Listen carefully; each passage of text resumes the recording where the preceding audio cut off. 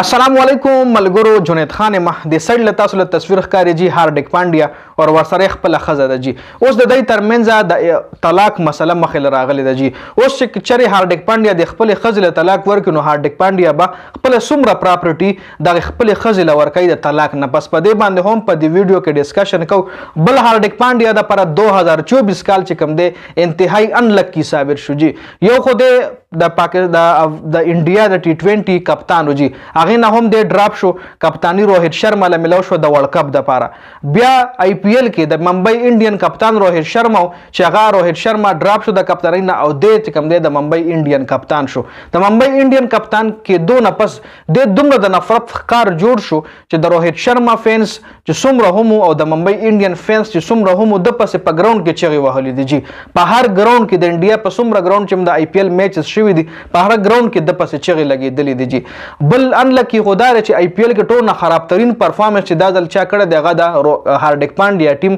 ممبئی انډین کړی دی او چونکې دای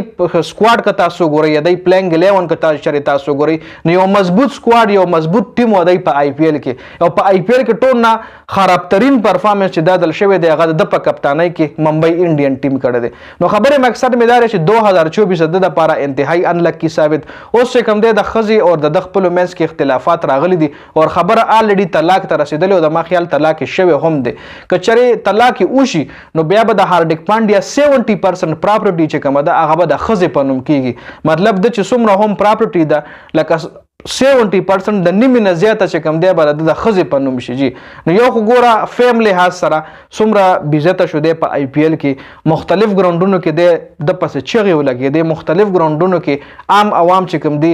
د په ګراوندونو کې بیزته کو جی بل ممبئی ټیم چې ممبئی ټیم د په کپتانۍ کې خراب ترين پرفارمنس بل دنه د انډیا د ټي 20 کپتانی واغشتل شو روهیت شرما کپتان کو د ټي 20 او د ورلد کپ د پاره هم روهیت شرما کپتان شو بل د پرفارمنس کچره تاسو په آی پی ایل کې کترینو خراب ترين پرفارمنس د په بالینګ کې کړه دي او په بیټینګ کې کړه دي خو شکر دی دا باسي چې د ورلد کپ سکواډ کې انډیا ځان سره شامل کړي دي په ورلد کپ سکواډ کې چې د انډیا طرف د ورلد کپ د پاره په سکواډ کې شامل دي نو کچره ورلد کپ کې ښه پرفارمنس وکړو او خپل فیم او د انډیا چې کم دنه خلکو نفرت کولو په آی پی ایل کې چې د ولې د ممبئی انډین کپتانۍ شتلی و او هغه عوام او د په پرفارمنس باندې دوباره د طرف ته اټریکشن خپخه کچره په ورلد کپ کې هم ښه پرفارمنس وکړو د ما په خیال د کیریئر چې کم دی په ختمېدو باندې دی ځکه د په الټرنیټ کې لاړی چې کم دی انډیا الریډي تیاری ځان سره شیوم ډوبه یو زبردست لیفت هاند بیټسمن دی او ورسره میډیم پیسر هم دی بالینګ هم خو زبردست کوي او بیټینګ کې دنه هم ښه بیټسمن دی په آی پی ایل کې زبردست بیټینګ کړی دی